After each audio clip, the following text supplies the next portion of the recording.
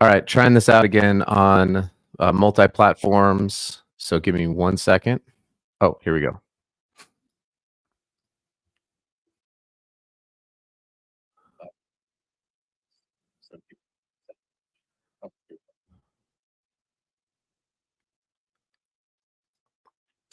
So today we're going to do a review of the Tarkanian Classic. I'm going to reveal just my own opinion on a new top in Utah and discuss a little bit about the importance of attitude and body language.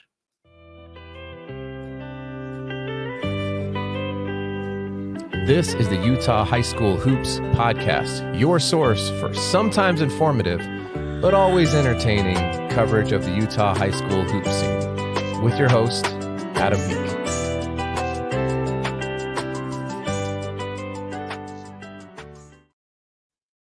All right, so I just got back last night from the Tarkanian Classic in Las Vegas, Nevada. Got to watch a few teams, got to talk with some coaches, got to see a little bit about what's going on. There's a whole lot happening at the Tarkanian Classic. If you've never been, it is a phenomenal event.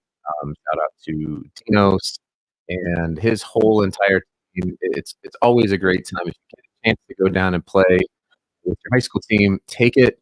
Especially from Utah, it's not hard to get there typically. You can kind of caravan and drive down. That's what we did. So it was a good time. And I just go through a few of the highlights from Utah. I didn't go watch the big national teams, though I'm sure there's some big basketball there as well. Uh, the first thing I wanted to do is give a massive round of applause. Do I have like a applause thing? Massive round of applause to the Lake Christian Eagles. So LCA went 4-0. They won the Nike division, so various divisions within the Tark Classic, and LCA won it. They beat a couple of teams all the teams are tough. Think about it. If you are a team that is traveling with your high school to Las Vegas in this tournament, you think pretty good, and you are pretty good. A couple of teams that LCA beat were undefeated. One team from Idaho had 33, I think it was, 3 straight games, and they're coming together. So this is a new team. This is a new coach. They got some new players. I was watching. Who was it? One of the players was getting interviewed, but he needed to get a translator to the questions. So anyway, it was a phenomenal run for LCA. They're really coming together at the right time. Tyron Jones, I did a quick interview with him while I was there. It was big for him. His birthday on Sunday. I got an offer from University of Mexico, which is huge, and he's certainly earning it. The game that I watched, I would say Ty is figuring out how to play the game within the game. He attacks when it's appropriate to attack. Um, he's tremendous defensively. He's super long. He's very bouncy, incredibly athletic, and it showed. He MVP at the Nike division, and LCA won the whole thing, which is a really big deal. So nice job to Coach Stanley and LCA. Another school that is a bit newer to they're brand new as far as I know to the Utah scene is Anthem Prep. I did not get a chance to watch them play at all. So I just kind of followed some of their updates from Instagram. Looks like they're another team who went 4-0 at the Tark Classic. They beat 3 different teams from Canada and another team who I couldn't figure out where they were from. But this is a new prep school, so they're worth keeping an eye on. I know they're very active on social media, so go follow them. If you're watching on Instagram, go follow Anthem Preparatory Academy. They're doing some great things and winning some games. So they're getting out and I think trying to play some more national teams. Okay, the next team was Alta. This should be no surprise. Alta went 3-1. They were playing in the top division. They beat a couple of historic basketball powerhouses in Clovis, and then they also beat Bishop Gorman at Bishop Gorman. The way the tournament works is you're playing games at different various high schools around the city. And if you've ever been to Las Vegas, getting around the city, you can be 45 minutes away from a school. So it seemed like every time Alta would play, I was going to be at another game. Usually the Judge game, because my son plays there, and I'm a dad, and I want to go watch them play. So I didn't get a chance to go watch them. I have obviously an Alta play. Lots of us know about Alta. They were led by Jackson Johnson, Ace Reiser, Carter Doliak. Dash Reiser played well from what it looks like. So, Alta goes 3-1. Maybe it's a surprise that they lost the game, but that's a tough division. And to note, they beat Bishop Gorman at Bishop Gorman High School. So that these are not easy wins for this team, and they are certainly clicking. We'll have some more on them when we get to our top 5. Spoiler alert. Okay, a few quick other notes. Provo went 3-1. This is a team that is exceptionally well coached. I'm going to try to get the names right here, but so they had 3 seniors: Aaron Castagneto, the big man Jason Carter, and Bennett Paulson. They beat teams from Cali, Nevada, and Oregon. Like I said, this team plays well. They play hard. I know they also they beat Timpview recently. This is a team to keep an eye on as they keep going. And then just some other quick notes. So Salem Hills went 2-2. The biggest win, and whether or not I don't know if it counts in UHSA or not. I'm not entirely sure because it was this last-minute deal. Salem Hills was supposed to play a team from Canada who just left.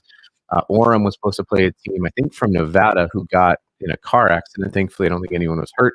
And so I don't know if the coaches talked or whatever, but they ended up playing one another. And Salem Hills got the win. Chase DeGraff and Reed hit a really tough, you get a chance to find it on Instagram, a really tough to win the game. And those are 2 teams that are obviously going to play each other in regions as well. The part about the Tark Classic is in some of the gyms, there's no shot clock. And so I don't know. I really like the game with the shot clock. And so it's kind of tough to watch some of these games. I didn't watch the Orem Salem Hills game, but and I don't think that the shot clock had maybe a huge thing to do with it. I don't know. Somebody who was there could probably tell me. Let's see. Rounding it out here, it was a tough week for the Catholic schools from Utah. So both Juan Diego and Judge went 1-3 respectively. I did watch Juan Diego play. Obviously, I watched Judge play as well, and just couldn't quite close out games. At least the Juan Diego game I saw and the Judge game I saw. Judge played a kid from St. Bonaventure, California, 6'8". He had 35 points just in the second half. I believe he's going to Army, maybe. Is what I had heard. Anyway, this kid was lights out in the second. 35 points and a half in high school with no shot clock is bonkers. So he was on fire. I do want to give a shout out to Aiden Saucedo. Aiden is a senior at Judge and played phenomenal. And also of note, hit the 1,000 point mark. So shout out to Aiden. And then Mount Vernon. Mount Vernon is a 1A school. I knew about Mount Vernon last year when I coached Intermountain Christian School because we got to play them. Coach Lamson is doing a great job there. I believe Utah Prep is also that's the academic side, I want to say. I know there's some connection between Utah Prep and Mount Vernon. They went 1-3. They got a win over Juneau Douglas, Alaska. The Crimson Bears. It's a great name for a team from Alaska. And then finally, I know it was a tough week for the Orem Tigers. There was arguably no hotter team in Utah than Orem. They beat Olympus, they beat Dixie, they beat Duncanville, and certainly were riding high going into the Tark Classic. And they go 0-4 in Nevada. Still a long season. I don't think anyone's going to be surprised if Orem's in the mix come playoff time, but it's just what happens, right? I mean, it's why they throw the ball up and why they play the game. So Orem had a tough 0-4 trip there at the Tark Classic. Should I click over to Instagram? I'm scared to death to click over to Instagram because last time I did this, stupid Jordan and Etai were telling me they couldn't hear me, and I was getting all sorts of sad about it. Let's see. Any comment? No. Event log? I don't know. Sweet. Okay. Just people watching. That's fun. Hi, Instagram. I'm Adam. All right. So let's get into my revised top 5. This is strictly an opinion from a person. So take 0. Just put 0 weight into any of this stuff. Really, unless it's the RPI, whether it's me or Prep Hoops or Utah Ballers or what's the other one? Slinging the Pill, I think is the other one. Whether it's any of it's all an opinion. That's it. It's just an opinion, right? And what do they say? Opinions are like buttholes. Everyone has one, and they all stink. So mine probably stinks, but I'm going to give it to you anyways because I have the mic and the internet connection right now. Okay, so real quick, some teams who I think are on the cusp of getting there, who are playing great basketball, and I just want to let them know that I think they're playing great basketball. We've got Weber, who is, I think they're 8-2 right now. Malachi and Hunter and Jordan are they're playing great. I love watching the highlights. It's been fun to watch that team. As I mentioned, Layton Christian Academy is putting it together. Not only did they have their 4-0, Tark Classic championship, but they also handed it to Springville, a full roster Springville. And they beat them by like 25 or 30. So Weber's right there. LCA's right there. Green Canyon is sitting undefeated along with South Summit in 3A. So these are two teams. Any team is undefeated, you got to at least say, hey, we got to give them props. They have every team that they have played, they've won. And they won the game. So we got to give them a little bit of credit. A lot of credit, actually, not a little bit, a lot of credit. So and I believe Green Canyon beat LCA as well. Do I have that? I think I have that correct. Olympus, they're, again, this is a team that is loaded. They're stacked, and I suspect that they're going to be there. And then also Corner Canyon, they had a really slow start against a brutal schedule, but it looks like Corner Canyon is going to starting to figure things out. I'm not quite sure when Bro's back, but that's going to be a scary team. Okay, so I've got in an order that I chose. I got number 5, Layton. Layton is one of those undefeated teams.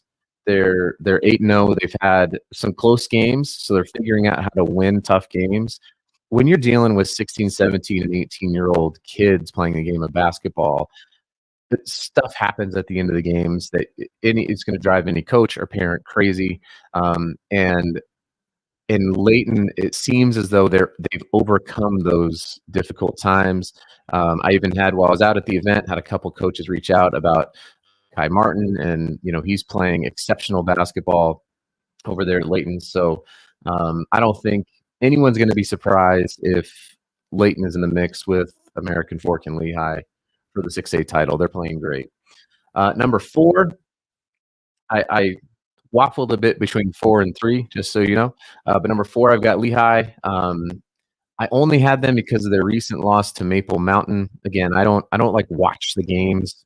Maybe that's a problem, but I don't get paid. I don't make any money doing this. I have a job and a family, and so I don't just sit around. I'm not able to just sit around and watch games. But so maybe someone's like, "Oh well, I lost that game because of the refs or because of this or because of that." Well, I don't know. I just see the score on my Deseret News app, which you should all get. If you're watching this and you don't have the Deseret News sports app, you should get it. It's awesome, super easy way to check stats, see rankings.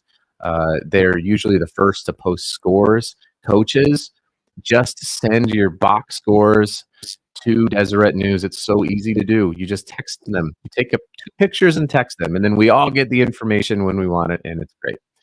So I just know that Lehigh lost to Maple Mountain. That was a close one, but Cooper Lewis, Easton Hawkins, this dynamic duo, you don't want to see these guys in the playoffs. none of the. I mean, if you're in the top 10 in the state of Utah, this is a great year for basketball. Then you're playing good basketball, right? Perhaps Lehigh had an off night against Maple Mountain. Like I said, I don't know. Maybe Maple Mountain locked them up, and they've got now there's tape out there, and who knows, right? It's basketball. Number 3, I've got American Fork. American Fork has won 6 straight games, including wins over Corner Canyon and a really, really good Arborview, Nevada team. Tiger Cuff, Jared Shepard are leading that team. They're playing exceptionally well. And coming into the end of the year and heading into region play, that's a team that they scheduled hard in the preseason, and they're I think they're going to have a benefit from that. Number 1 and 2, I don't have any change, so I've got number 2 as Dixie. So Dixie lost to Orem at Orem. Again, it was their lowest scoring output of the year, but then they turned it around. They beat Timpview. They beat Crimson Cliffs. As my friend over at Utah Ballers, AJ Jackson, puts it, 4A is still kind of the Dixie Invitational. I think, as I mentioned in LCA, Green Canyon, I think these are 2 teams that are gonna that should be in the mix too, come the playoffs.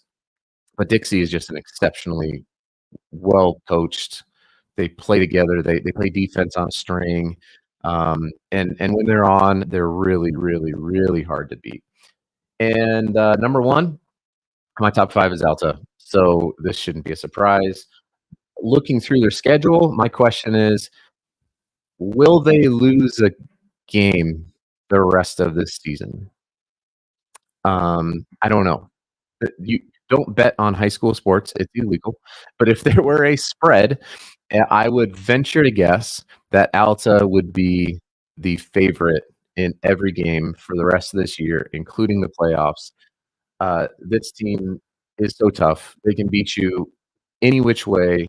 They're incredibly well coached. I mentioned this also on Instagram when I was out at the Tark Classic, but I had a coach who watched them play and said, "I can't believe Ace Riser isn't a D1, doesn't have D1 offers. He's playing so well." And then you add to the fact that you could argue Jackson Johnson is the best high school player in the state of Utah, and that would include the rosters at Wasatch Academy and Utah Prep. I'm not going to say that is definitively true, because that is a completely subjective argument, just like a top 5 list is totally subjective. But Jackson is he's well documented, right? He's super long. He's incredibly athletic. He can shoot the ball. You can't leave him open. He's rangy on defense. He's smart. He can handle the ball. The Utes got a good one with Jackson Johnson. So that's my top 5 here at the end of the year. I'm not going to do another one. Maybe I'll do another one at the end of January. I'll get some other people on. I'm going to head in to, wow, there's more people on the Instagram. I keep clicking over to see the IG live. Okay, and my final takeaway here. I don't know if this will be my last podcast or last kind of session for this calendar year. Maybe it will be. Maybe it won't be. I don't know. But just watching a lot of basketball, I want to give a note to the high school players who are either listening or who watch this. Okay, you're going through a lot. You just wrapped up finals. Maybe you've got stuff going on in your home or your personal life, and all of that carries onto the basketball court. When you're on the basketball court, though, you've got to have a way to shift that. You have to have a mechanism to control your 3 things, and I use the acronym EAT: your effort, your attitude, and how you treat other people. So EAT: your effort, your attitude. Those are always within your control, in life in general, but especially on the basketball court. And to watch multiple kids across various teams be on the court and have low effort, bad attitude, and not treat people well is if you have aspirations beyond high school to play, that is you have to be exceptionally talented. Like, is this kid gonna go pro after 1 year to still have coaches look at you if you're gonna be poor at all 3 of those things? It's almost a non-starter, and I got a chance to chat with a few different coaches at the Tart Classic and watch some games with them, and this is something that they all talk about, is they're all watching it, and why is that important? Because in a team, whether it's basketball or in the business world, like, I have a team of people who work for me full time, culture is massive.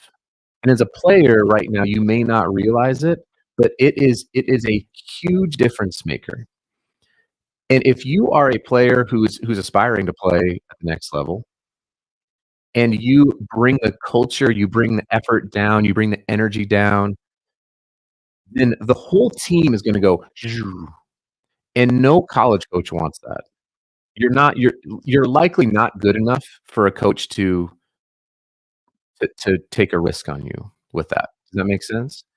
Like, if you are a energy detractor from the team, if you're always slouched over, if, when something bad happens, if you're blaming the other team, coaches want to see. I had, a Brady Green on, and he said, "I wanna see film from your worst game because they wanna see how you're gonna respond in those difficult times.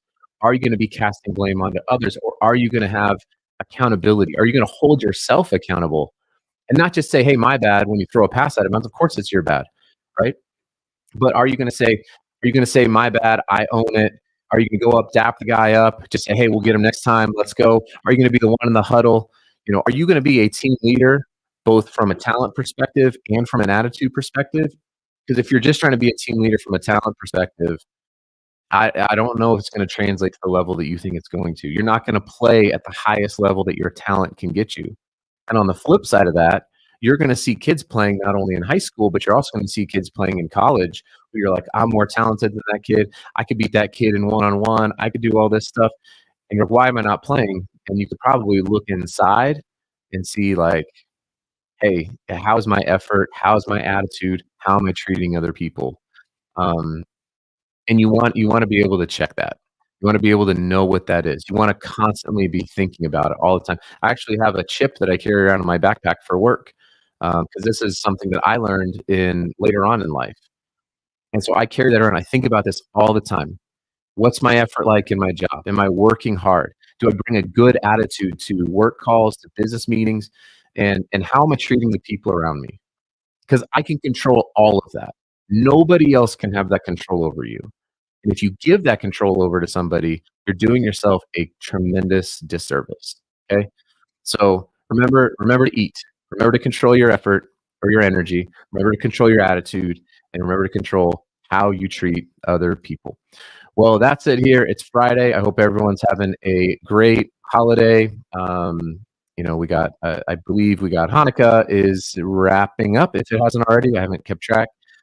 We got Christmas coming up.